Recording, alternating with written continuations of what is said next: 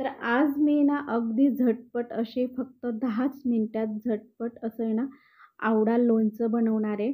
तर ह्या आवळ्यांमध्ये ना भरपूर प्रमाणात व्हिटॅमिन सी असतं. त्याच्यामुळं आपले जे केसांचं आरोग्य आणि डोळ्यांचं आरोग्य चांगले राहते. तर अशा पद्धतीने आपण ह्या आवळ्याचं लोणचं बनवू शकतात आणि वर्षभर तुम्ही हे लोणचं आहे ना वापरू शकतात. खूप छान मस्त आपलं हे लोणचं बनवून तयार होतं. कुठंही आपल्या ह्या लोणच्याला बुरशी लागत नाही. अगदी मस्त असं आपलं हे लोणचं वर्षभर जसंच्या तसंच राहते. तर लोणचं बनवण्याकरिता इथे मी ना अर्धा किलोच्या प्रमाणात इथं आवळे घेतलेले आहेत. तर ह्या आता आवळ्यांना स्वच्छ पाण्याने आपल्याला चांगले असे धुवून काढायचे. म्हणजे जे काही आपल्या ह्या आवळ्यांना थोडीफार घाण लागलेली असते तर ती व्यवस्थित असे स्वच्छ पाण्याने धुवून टाकलं ना तर मस्त अशी निघून होते. तर इथं मी ना 10 ते 15 मिनिटासाठी हे पाण्यामध्ये असेच हे आवळे राहू देणार आहे. म्हणजे ती घाण पटकन अशी ना जेव्हा आपण धुतो तेव्हा निघून होते. तर हे बघा अशा प्रकारे आपल्याला पूर्ण व्यवस्थित असे हे आवळे स्वच्छ असे धुवून काढायचे आहेत. आणि आवळ्याचं तुम्हाला लोणचं किती हवं आहे त्याप्रमाणे तुम्ही इथं प्रमाण घेऊ शकतात. तर हे बघा अशा प्रकारे छान असं मी इथं आवळे सगळे व्यवस्थित असे धुवून घेतलेले आहेत. तर आवळे व्यवस्थित असे धुवून झालेत ना तर एका आपल्याला कॉटनच्या रुमाल किंवा कपडा असेल तर त्याच्याने अशा पद्धतीने पुसून घ्यायचं आहे.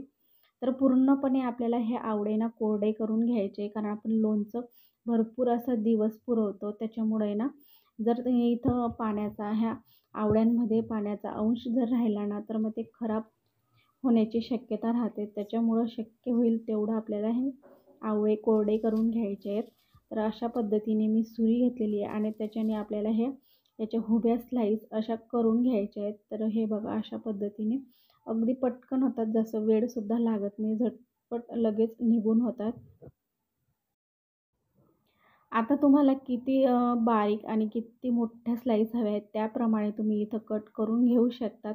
तर अशा प्रकारे मी इथे आहे ना सर्व काही ह्या आवळ्यांच्या आहे ना मस्त अशा चिरून घेणार आहे. तर इथं ह्या आवळ्याच्या लोणच्यामध्ये तुम्ही हिरवी मिरचीचा देखील वापर करू शकतात. तर ते सुद्धा लोणचं छानच होतं. तर हे बघा अशा प्रकारे झटपट अशा आपले हे आवळ्यांचे आहे ना मस्त असे आहे ना स्लाईस बनवून तयार होतात. तर हे बघा एकसारखे मी इथे ना सर्व आवळे जे होते ना ते कट करून घेतले आहेत. आता हे ना मी 10 ते 15 मिनिटासाठी उन्हामध्ये ठेवून देणार. तर हे आवळे उन्हामध्ये ठेवल्याने ना याच्यामधलं बरंचसं पाणी हे कमी होतं. त्याच्यामुळं आपल्याला लोणचं भरपूर दिवस टिकण्यास मदत होते.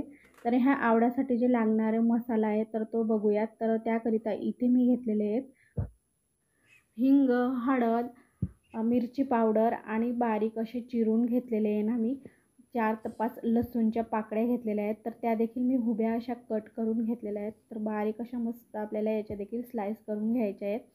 आणि 2 चमचे इथं मी लिंबाचा रस घेतलेला आहे. म्हणजे 1 लिंबाचा रस इथं मी पिळून घेतलेला आहे आणि 2 मोठे चमचे इथे मी राई घेतलेली आहे.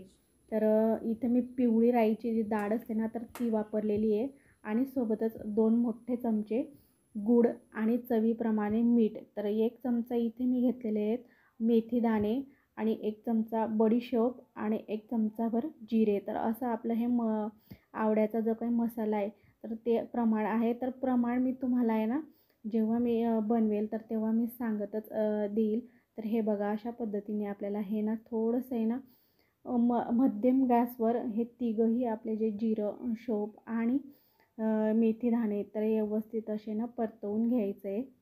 म्हणजे जे काही जिरा आणि बडीशेपचा जो कच्चेपणा आहे ना तो आपल्याला इथं काढून घ्यायचा आहे. तर अशा प्रकारे पाहू शकतात 1 ते 2 मिनिटानंतर अशा प्रकारे छान असे मस्त भाजून होतात. तर हे पूर्णपणे थंड झालं ना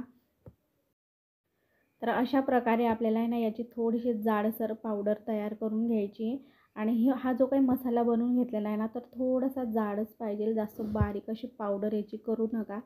आणि सर्व काही जे काही मसाले आहे तर मी चटणी, हळद, मीठ आणि जी काही आपली मोहरीची डाळ आहे तीसुद्धा मी याच्यामध्ये टाकून घेणार आहे आणि व्यवस्थित आपल्याला सर्व मसाले मिक्स करून घ्यायचे आहे. तर आता मी इथं गरम तेल करून घेणार.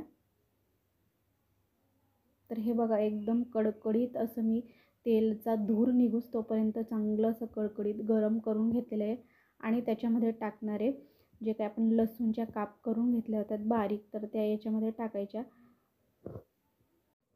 तर हे बघा लसूण देखील छान असं मस्त आपला परतून झालेला आहे आणि लगेचच इथं मी ना हिंग टाकून घेणार आहे. तर दोघंही साहित्य आपले मस्त असे ह्या तेलामध्ये ना परतले गेलेले आहेत. आता थोडंसं मी थंड होऊ देणार आहे. जास्त कडकडीत तेल आपल्याला जे काही आपण मसाले घेतलेले आहेत त्याच्यामध्ये टाकायचं नाही आहे, नाहीतर पटकन असे ते जळायला लागतात. तर थोडंसं थंड किंवा कोमट असं किंवा थोडंसं तेल गरमच आहे, तर अशा प्रकारे आपल्याला हे टाकून घ्यायचं आहे. म्हणजे जो काही आपण चटणी, हळद घेतलेली आहे, तर त्याचा कच्चेपणा निघून होतो. म्हणजे ते जळतही नाही आणि कच्चंही सुद्धा राहत नाही. तर हे बघा अशा प्रकारे व्यवस्थित असं आपल्याला मिक्स करून घ्यायचं आहे. आता हा जो काही मसाला आहे आपल्याला पूर्णपणे थंड करून घ्यायचा आहे. मगच आपण हे आवड्यांमध्ये टाकून घेणार. तर 10 ते 15 मिनिटांनी पाहू शकतात आपला मसाला आहे ना पूर्णपणे अशा पद्धतीने थंड झालेला आहे. आता याच्यामध्ये ना मी जो काही लिंबूचा रस होता ना, तर ते याच्यामध्ये टाकायचा आहे आणि सोबतच गूळसुद्धा मी टाकून घेणार आहे. व्यवस्थित ह्या मसाल्यामध्ये पूर्णपणे मिक्स करायचं आहे. तर हा जो काही मसाला आहे तो हा पूर्ण इथं थंड झालेला आहे. मगच आपल्याला गूळ आणि लिंबाचा रसाचा वापर करायचा आहे.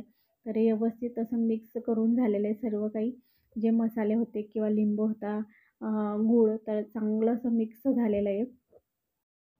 तर हे बघा आवळे आपल्याला बऱ्यापैकी इथे ना थोडेसे जो आवळ्याचा रस आहे तर तो कमी झालेला आहे आणि आवळे बऱ्याचशा प्रमाणात असे कोरडेसुद्धा व्हायला लागले होते.